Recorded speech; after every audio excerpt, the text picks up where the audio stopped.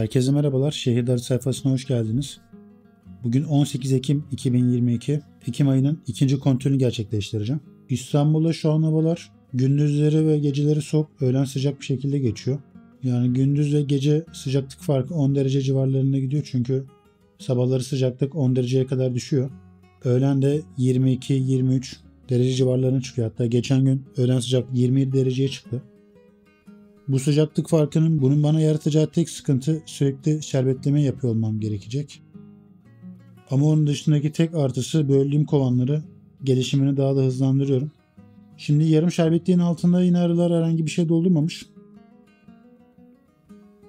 Yarım şerbetliğin altı tekrardan boş. Buraya arılar bir şey doldurmamışlar. İlk çıtam gördüğünüz gibi hala dışarıdan nektar gelmeye devam ediyor. Peteklerin üstü bembeyaz. İlk çıtam alabildiğine polen dolu ve ağırlığı çok fazla. İkinci çıtada da kapalı nektar ve çıtamda bulunan yavruların bazıları peteklerden çıkmış. Zaten peteği kontrol ederken de genç yavruları görebiliyorum buradan. Onun dışında kapalı nektar, günlük yumurta ve polen var. Üçüncü çıtamda da aynı şekilde kapalı yavrular daha çıkmamış. Sanıyorum birkaç güne çıkacaklardır. Dördüncü çıtada gördüğünüz gibi yine gelen nektar olduğu için arılar buradaki petekleri ekstradan kabartmışlar ve kapalı yavrular da çıkış gerçekleştirmiş. Sadece bir kısımdaki yavrular çıkmamış. Dediğim gibi bunlar da çok yakın zamanda hepsi kovandan çıkacaklardır. Beşinci çıtada nektar dolu.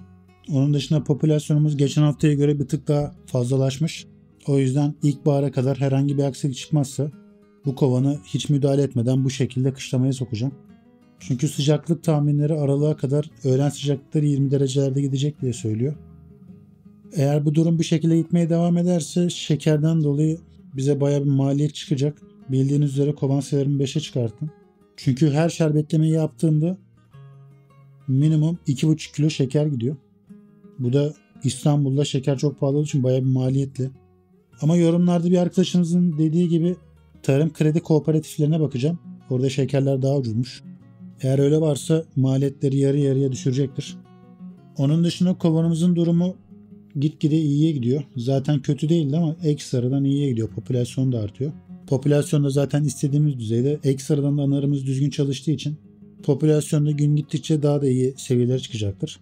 Eğer büyük bir problemle karşılaşmazsak da ilkbahara hazır ve yoğun bir popülasyona çıkmış olacağız. Şimdi kovanıma 2'ye 1 oranında hazırladığım şerbeti vereceğim. Bu da 2 şeker 1 su şeklinde oluyor. Zaten akışkanlığında gördüğünüz gibi şeker daha da yoğun.